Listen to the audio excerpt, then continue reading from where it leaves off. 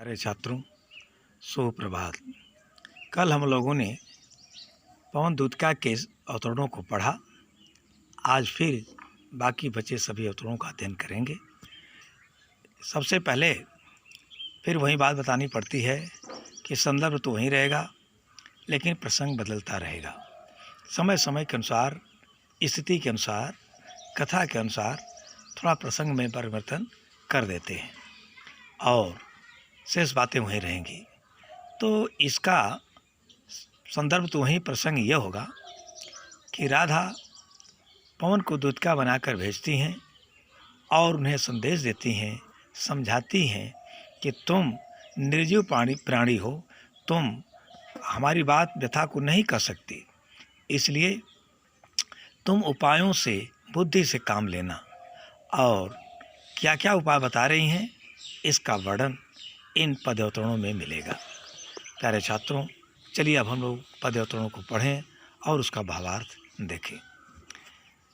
कहती हैं राधिका, सूखी जाति मलिन लतिका जो धरा में पड़ी हो, तो पाँवों के निकट उसको शाम के ला गिराना। यूं सीधे से प्रकट करना प्रीति से वंचिता हो, मेरा होना अति मलिन और सूखते नित्य जाना।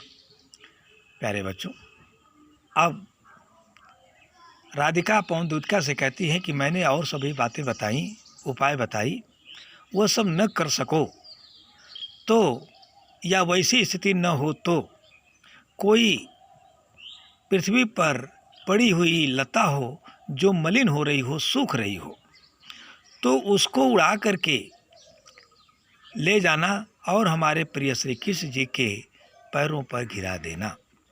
और इस भाव से गिरा देना ताकि उनका ध्यान उस सूखती हुई लता की तरफ चला जाए और उन्हें यह बात का स्मरण आ जाए कि कहीं इसी सूखती या मलिन होती हुई लता की तरह हमारी प्रिया अर्थात राधा भी नित्य हमारे प्रेम से वंचित होने के कारण सूख रही होंगी, मलिन होती जा रही होंगी। आगे कहती हैं, कोई पत्ता नवल तरु का पी तो जो हो रहा हो, तो प्यारे के दृग युगल के सामने ला उसे ही, धीरे धीरे संभल रखना और यूं बताना, पीला होना प्रबल दुख से प्रोसिता सा हमारा। अब प्यारे छात्रों, अब दूसरा उपाय बता रही हैं। कह रही हैं कि अगर ऐसा भी न हो तो यदि कोई पेड़ का पीला पत्ता हो और उसे उड़ा करके ले जाना और हमारे प्रिय श्री कृष्ण जी के दोनों आँखों के सामने इस भाव से उनके पैरों पर रखना, धीरे धीरे संभाल कर रखना, कि ताकि उनको यह पता चल जाए कि यह पीला ही पत्ता मेरे पैर पर क्यों गिरा।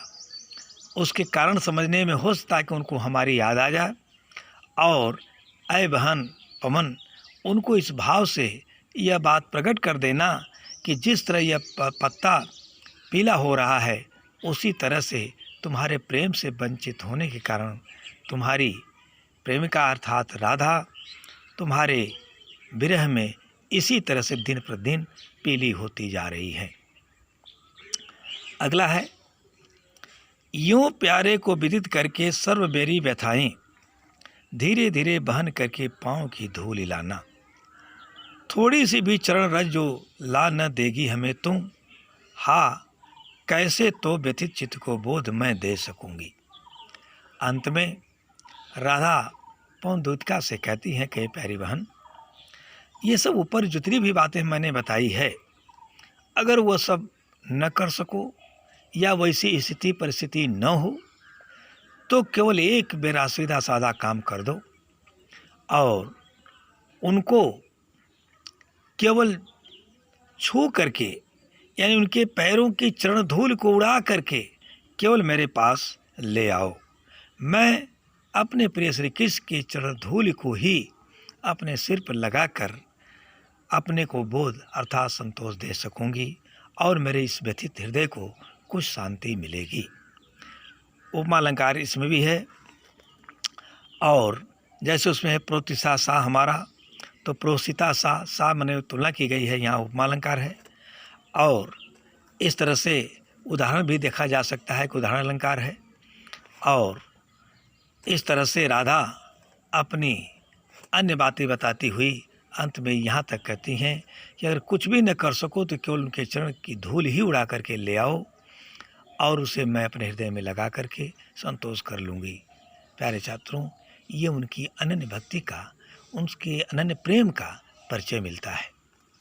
आगे है, पूरी हो में न यदि तुझसे अन्य बातें हमारी, तो तू मेरी विनय इतनी मान ले और चली जा।